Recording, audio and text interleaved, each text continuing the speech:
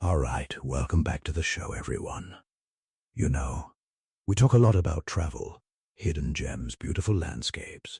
But today, we're taking a hard left into something a little more unsettling.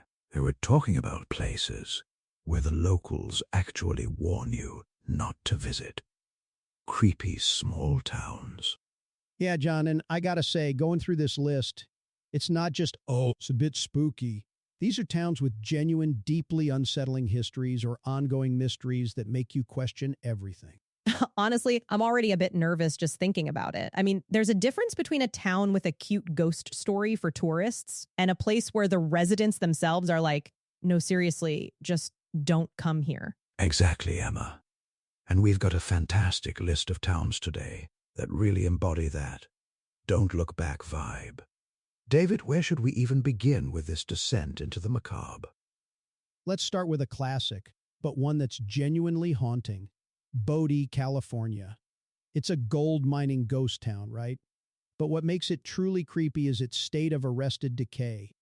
The state parks department maintains it in the exact condition it was left in. So, like dusty tables with plates still on them, beds with clothes. That's what I picture, and it just gives me chills. Like everyone just vanished one day. Precisely.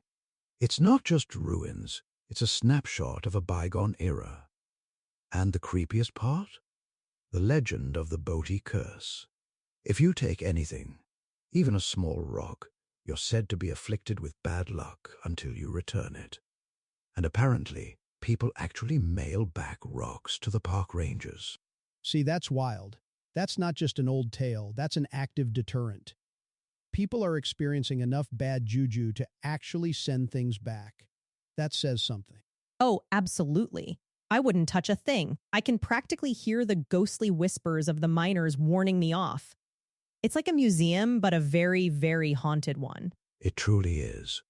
The winds howl through the empty buildings, the dust settles, and you can almost hear the echoes of the bustling town it once was. It's a place where history feels very, very close, and not always friendly.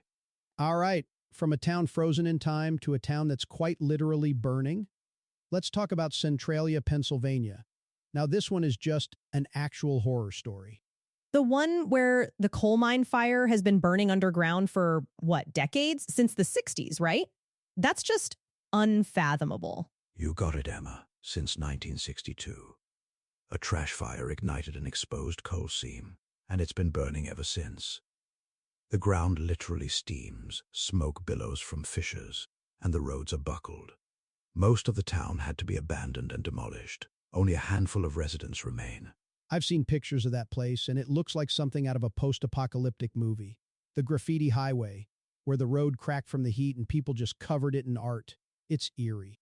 I can't even imagine living there, knowing the ground beneath you is literally on fire. The air quality, the constant threat of sinkholes. It's not just creepy, it's actively dangerous. Like, why would anyone stay? It really speaks to the human connection people have to their homes, even when those homes are turning into a literal hellscape.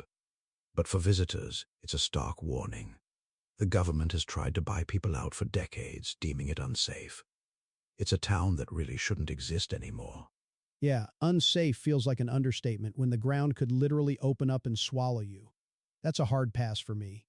Let's move from underground fires to something a bit more culty, perhaps.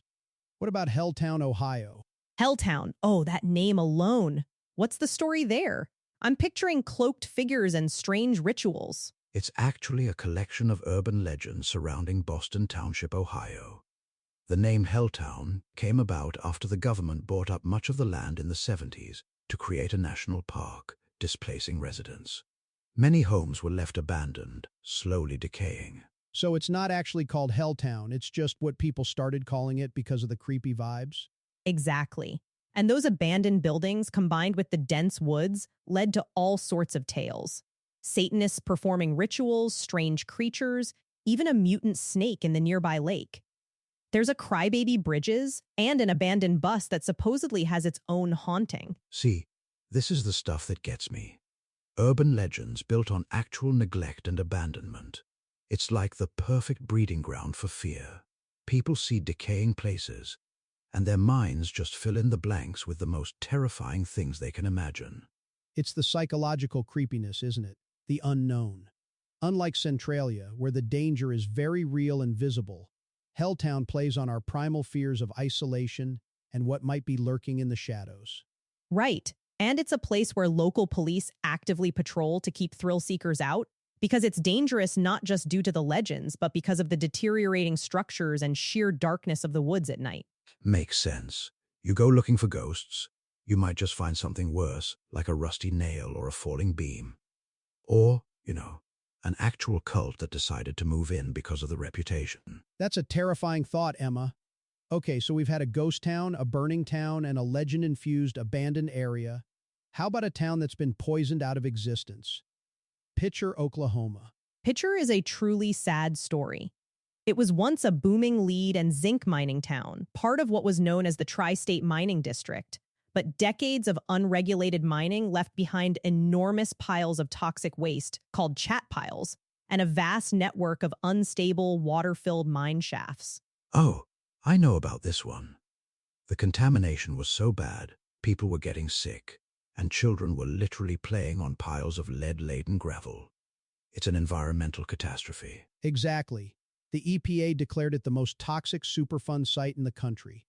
The ground was collapsing and the water was poisonous.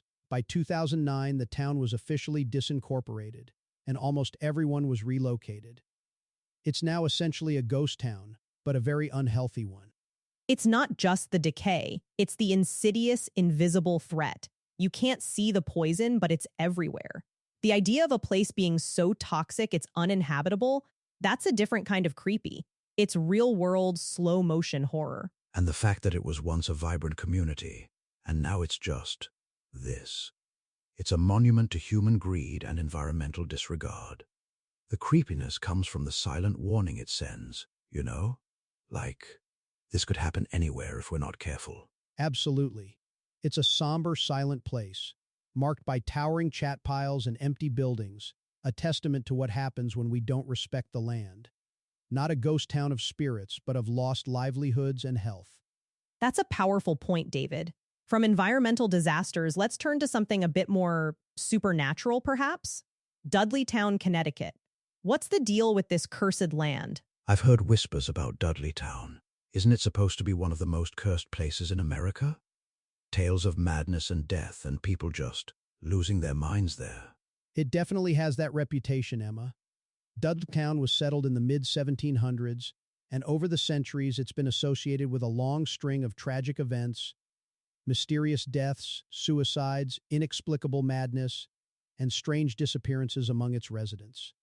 The land itself is said to be cursed, possibly stemming from a dark ancestral line of the Dudley family in England. So it's not just bad luck, it's like a malevolent force clinging to the land. That's a whole different level of unsettling.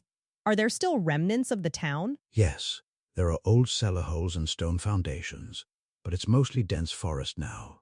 It's privately owned and heavily posted with no trespassing signs, precisely because of its reputation, which attracts thrill seekers. Locals are very protective not just of their property, but of the area's dark energy, so to speak. I can only imagine the kind of vibe you get walking through those woods knowing the history. It's like the trees themselves are whispering warnings. That's the kind of place where your imagination really runs wild, and not in a good way.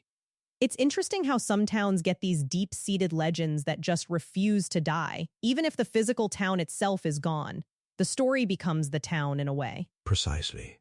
And with Dudleytown, the legends are so strong that many believe the curse still active, affecting anyone who ventures there with ill intent. It's a place steeped in ancient dread. All right, one more for today, and this one involves cryptids and a genuine disaster.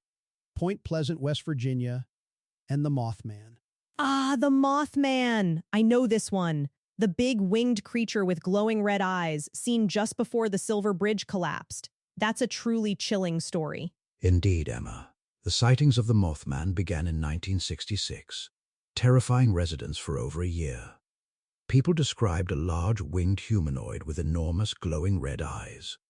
The sightings culminated in December 1967 with the collapse of the Silver Bridge, which killed 46 people.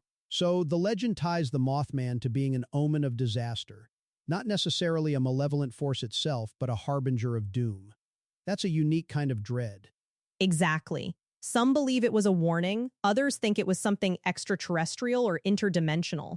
The town itself has embraced the legend with a Mothman museum and festivals, but the underlying historical tragedy of the bridge collapse still casts a long shadow. That's what makes it so creepy.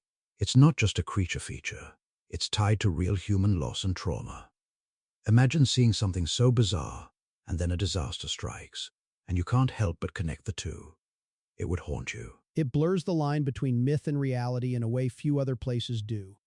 The fear isn't just of the creature, but of the unknown forces that might be at play in the universe, warning us of things we can't comprehend. And the witnesses' accounts were incredibly consistent. It wasn't just one person, it was multiple people over an extended period, all describing the same impossible entity. It makes you wonder what else is out there. Okay, that's enough for my nerves for today. Between the burning ground, the toxic waste, and the Mothman, I think I'm officially sticking to well-lit, non-cursed tourist traps for my next vacation. No dark, mysterious small towns for me. I hear you, Emma. I think my do not visit list just got a lot longer. But seriously, it's fascinating how these places, whether through tragedy, environmental disaster, or deep-seated legend, carve out their own terrifying niche in American folklore. They serve as reminders, don't they? Reminders of history, of our impact on the environment, and of the things that still lurk in the shadows or just beyond our understanding. Absolutely. And maybe a good reminder to always trust your gut feeling. If a place feels off, it probably is. And if the locals tell you not to go there, you probably shouldn't. Sage advice, Emma.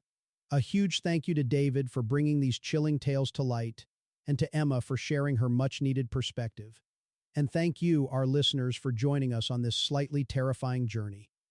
If you've got your own stories of creepy small towns or places locals warned you about, let us know on social media. But for now, maybe sleep with a nightlight on. We'll catch you next time.